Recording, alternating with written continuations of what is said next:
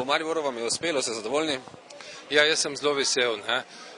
Mislim, da smo imeli zelo vsebinsko kampanjo, ogromno navdušenih sodelavcev v kampanji in mislim, da smo Mariborčane nagovorili na pravi način in da so se nam oddolžili ali pa da so nas nagradili. No. Menite, da je to vse skupaj odraz politike proti Janezu Janši in zgolj podpora Levici ali ne? Veste kaj, jaz mislim, da je dovolj razlogov biti kritičen do teh 4 let te vlade. Problemov pa ne bi hotel nikoli personificirati.